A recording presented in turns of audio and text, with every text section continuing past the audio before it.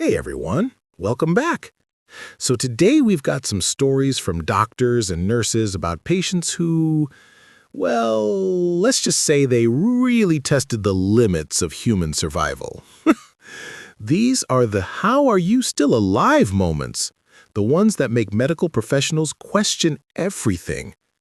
Go ahead and hit like, subscribe if you want more of these, and definitely share your own stories in the comments. All right, let's get into it. Had a patient come in complaining about headaches. Said they'd been going on for about 8 months. I asked the usual questions: how often, how severe, that kind of thing. Then, during the exam, I noticed something off with her vision. Asked her about it. She goes, "Oh yeah, I went blind in my left eye about 6 months ago." Just casual, like she was mentioning the weather. I'm sitting there trying to process this. You went blind in one eye and didn't think that was urgent? Turns out she had a brain tumor, pretty large one. It had been growing for over a year, pressing on her optic nerve. I asked, as gently as I could, why she waited so long. Her answer? I still had the other eye. I didn't even know what to say to that. We got her into surgery within 2 days, removed most of the tumor, but the damage to her optic nerve was permanent. She'll never see out of that eye again.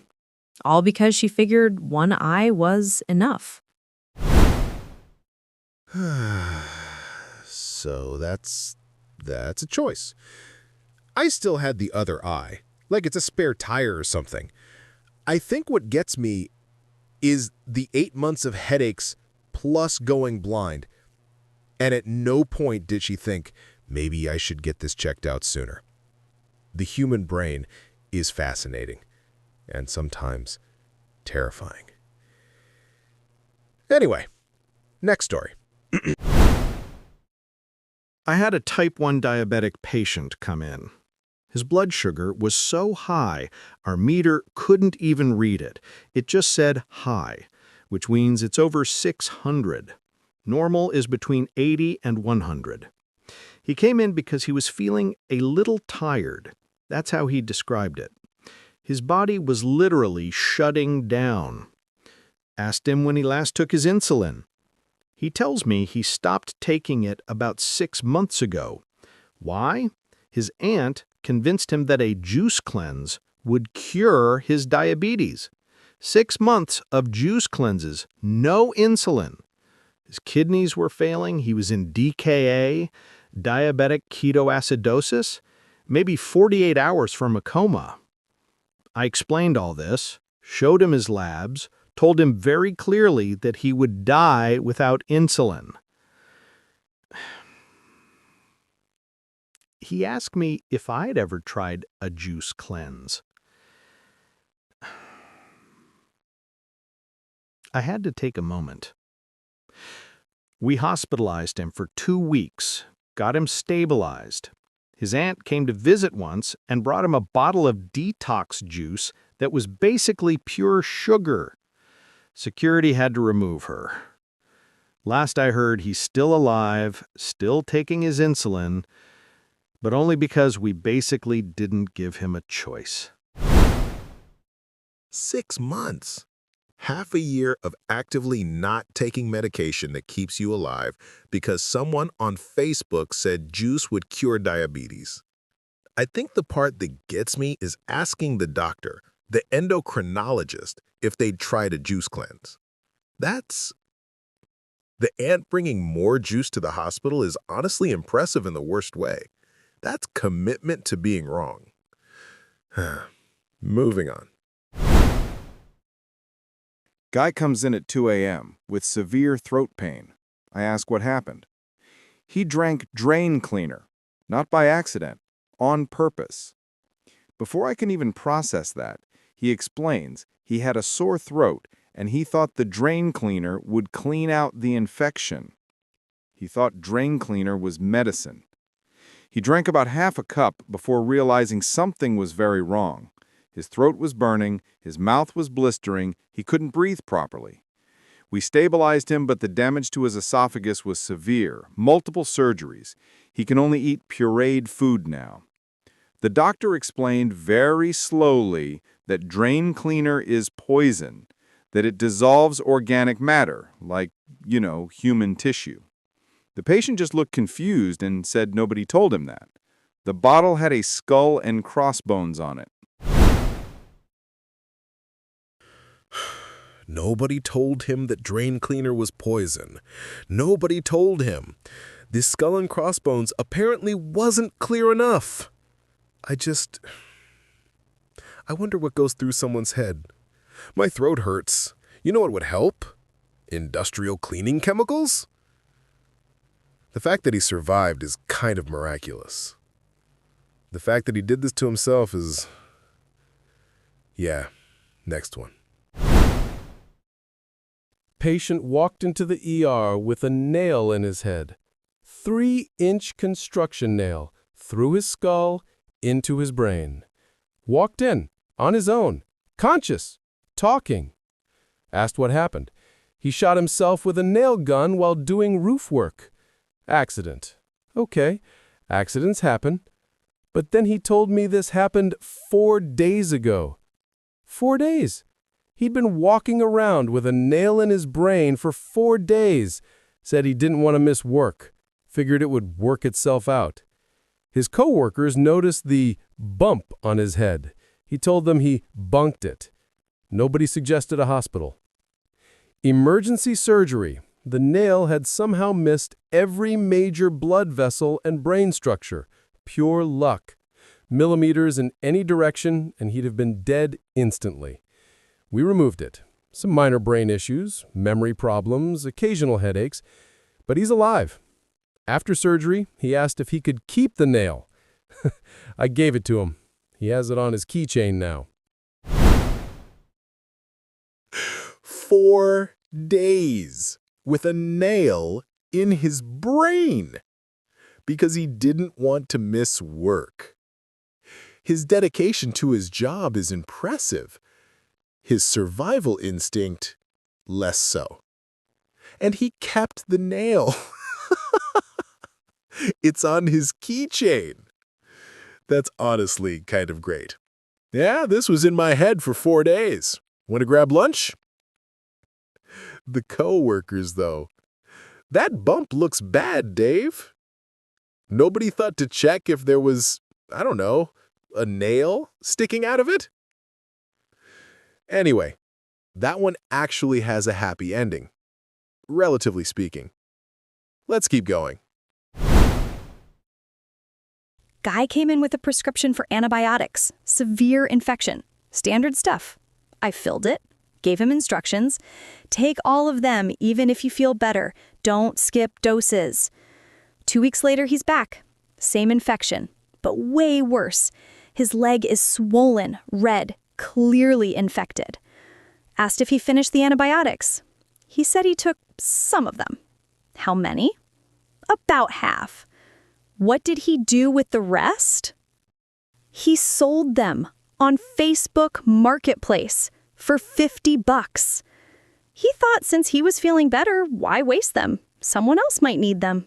So he posted them online. Now his infection had developed antibiotic resistance because he didn't complete the course. And somewhere out there, random people were taking antibiotics they didn't need, creating more resistant bacteria. One guy, $50, contributing to one of modern medicine's biggest problems. I explained this to him. He seemed more upset about losing the $50 than his leg infection. $50. He sold prescription antibiotics for $50, and now he's got a resistant infection.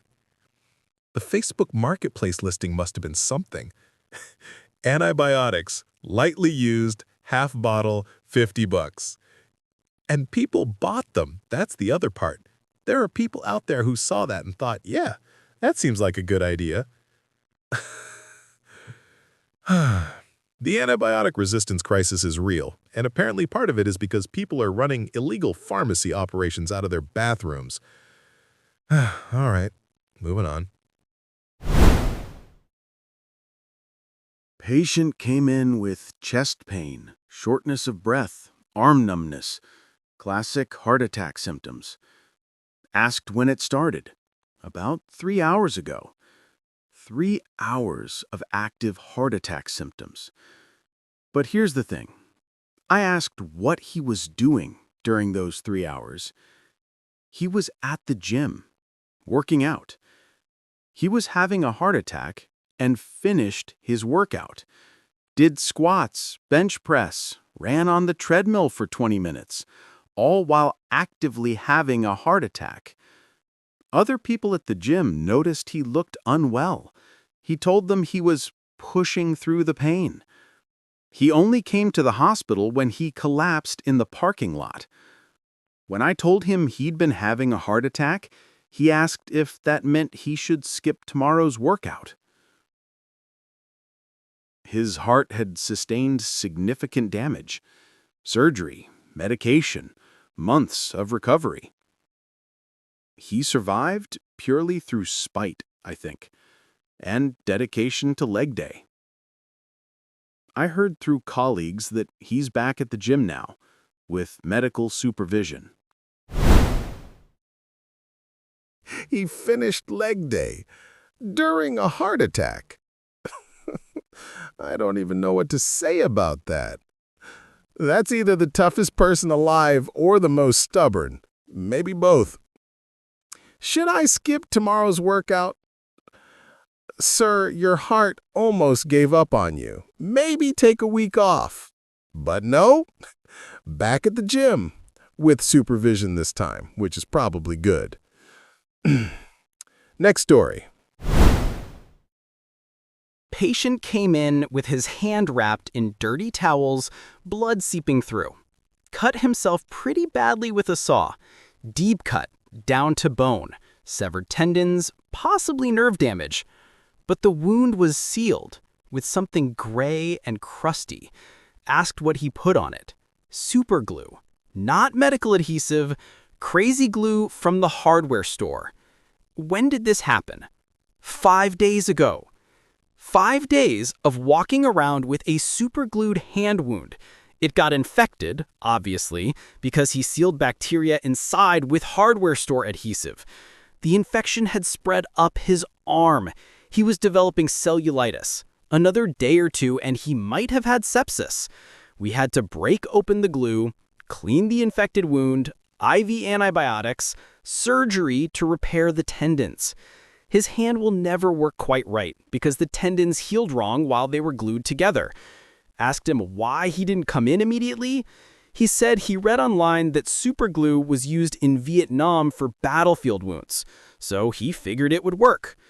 Technically true, medical-grade cyanoacrylate was used in Vietnam as a temporary measure until proper treatment. Not hardware store glue on a dirty saw cut left for 5 days. The internet has created a generation of people who read one fact and think they're doctors. I mean, the logic makes sense in a weird way. Glue for wounds, but there's medical grade, sterile, designed for this glue, and then there's what you use to fix broken ceramics. 5 days, though. At what point do you look at your gray, crusty, infected hand and think, maybe this isn't working? His hand doesn't work properly now. Permanent damage. From DIY medicine. All right, a couple more stories. Patient came in with sepsis. For those who don't know, that's when an infection spreads through your blood and starts shutting down organs, life-threatening. The infection started in his foot. His foot was black, completely necrotic, dead tissue. How long had it been like that? About 3 weeks. Why didn't he come in sooner? He thought he just needed to soak it. He'd been soaking his rotting foot in Epsom salt for 3 weeks while the infection spread through his body. By the time he came to us, sepsis had caused multi-organ failure, kidneys shutting down, liver struggling, heart in distress. Had to amputate below the knee. The tissue was too far gone. Then antibiotics, dialysis because his kidney stopped working. 2 weeks in ICU. He survived but lost his leg and will eventually need a kidney transplant. All because he thought Epsom salt would fix a gangrenous foot. 3 weeks of a black foot just soaking it. I think about that sometimes. The moment where you look at your foot, which is black, which smells like death, which is literally rotting, and you think, yeah, Epsom salt will handle this.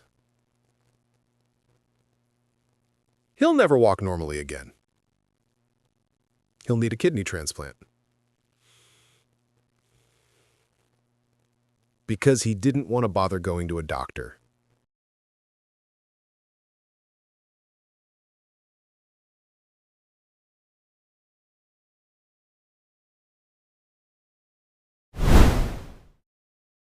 Got called to consult on a patient with bizarre symptoms. Tests were all over the place. Medication levels were wrong. Went to ask him about his routine. He said he makes a smoothie every morning with his medications. I thought he meant he takes pills with a smoothie. No. He puts the pills in the smoothie, crushes them up, blends them in. All of them. Every medication.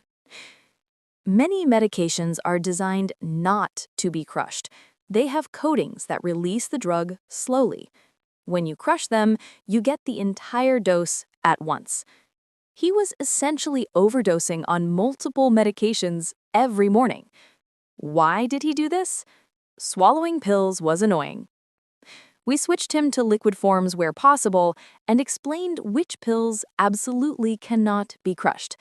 He's fine now, but I think about what other life hacks patients are doing with their medications that we don't know about. The medication smoothie. That's creative.